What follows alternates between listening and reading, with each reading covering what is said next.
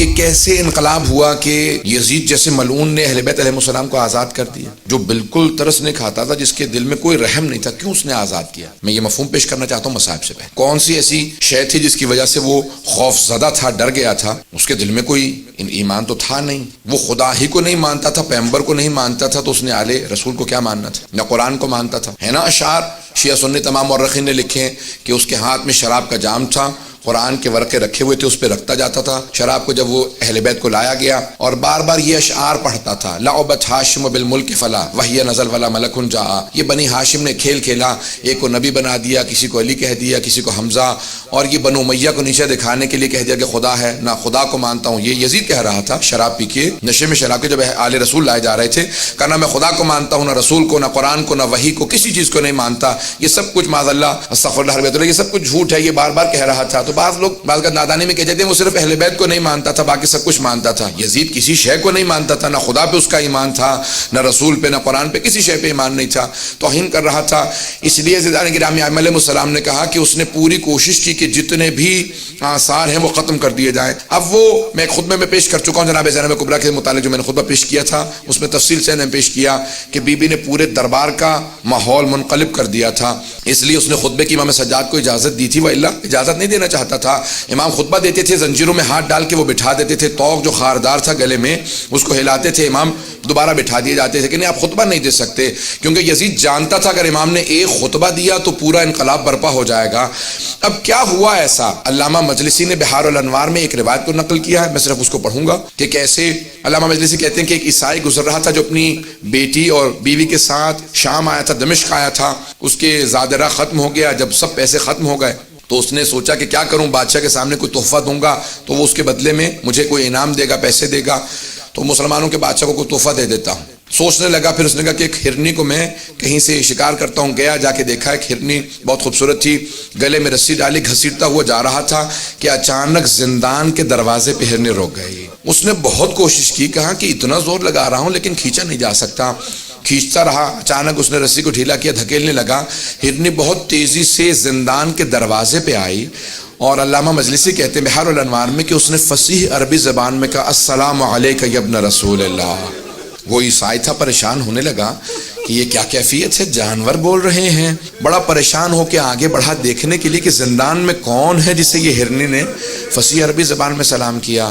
تو ایک مرتبہ جب آگے بڑھا تو دیکھا کہ ایک جلا ہوا امامے کا کپڑا ہے کسی کے سر کے نیچے، اور کچھ مستورات بیٹھی ہوئی ہیں، کچھ بچے باقی رہ گئے ہیں۔ میں نے آج صبح کی مجلس میں کہا تھا نا، جب آل رسول مدینے سے جا رہے تھے نا کربلا تو 46 بچے ساتھ تھے، 46 چلڈرن تھے، 46، اور جب واپس جا رہے تھے تو 10 بچے بھی نہیں رہ گئے تھے۔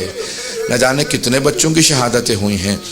آگے بڑھ کے دیکھنے لگا، امام سجاد فوراً اٹھے، زندان کے دروازے پہ آئے، اور ایک مرتبہ اس نے امام کی طرف دیکھا کہ آپ کون ہیں، آپ اس زندان میں کیوں ہیں، یہ ہرنی کیوں بول رہی ہے، اور آپ کا مقام کسی کو کیوں معلوم نہیں؟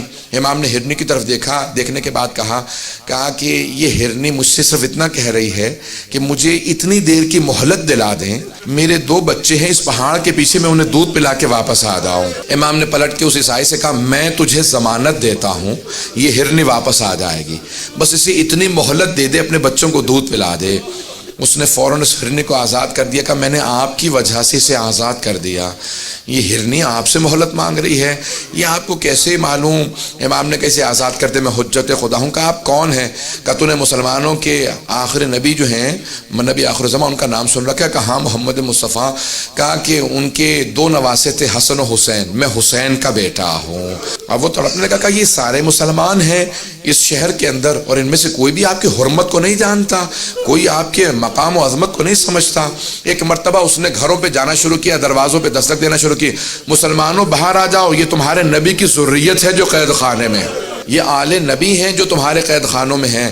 مسلمان باہر نکلتے، وہ ایک مرتبہ آ کے پوچھنے لگا یہ مستورات کون ہیں؟ کہا یہ نبی کی نواسیاں ہیں، یہ علی کی بیٹیاں ہیں۔ جب اس نے زیادہ شور مچایا تو یزید کے جو سپاہی تھے انہوں نے اس کو گرفتار کر لیا۔ علامہ مجلسی کہتے ہیں کہ انہوں نے اس کا سر قلم کیا، اسے مار دیا، اور جا کے مدینے سے، دمشق سے باہر اس کو پھینک دیا یا دفنا دیا قبر کے اندر۔ جب دفنا دیا تو اس کی بیٹی نے اور اس کی بیوی نے سنا کہ ہمارے شوہر کو کسی قیدی کی وجہ سے مار دیا گیا ہے۔ وہ فوراً تلاش کرتی ہوئی دمشق کے باہر اسی قید خانے کے سامنے کھڑی ہوئی، کہا کہ آپ کون ہیں؟ امام سجاد سمجھ گئے، کیا بات ہے؟ کہ ہمارا ایک ہی سہارا تھا وہ بھی آپ نے چھین لیا۔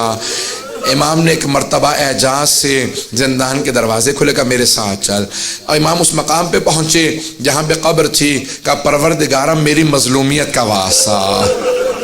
ایک مرتبہ قبر کھلی، وہ باہر اٹھا، امام کی قدموں میں گرا، کہا میں آپ پہ ایمان لے کے آتا ہوں، میں گواہی دیتا ہوں آپ حجت خدا ہیں۔ امام نے کہا واپس چلا جا، تیری زوجہ اور تیری بیٹی بہت پریشان تھے۔ جب جانے لگے تو امام نے خاتون سے کہا کہ ہم سہارے چھینتے نہیں ہیں، ہم سہارے عطا کرتے ہیں۔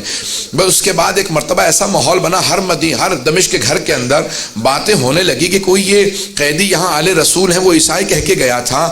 اب ہر جگہ پہ جب باتیں ہونے لگی یزید کے خلاف، سب لوگ گفتگو چیمیں گوئیاں کرنے لگے کہ یزید نے آل رسول کو قیدی بنا رکھا ہے۔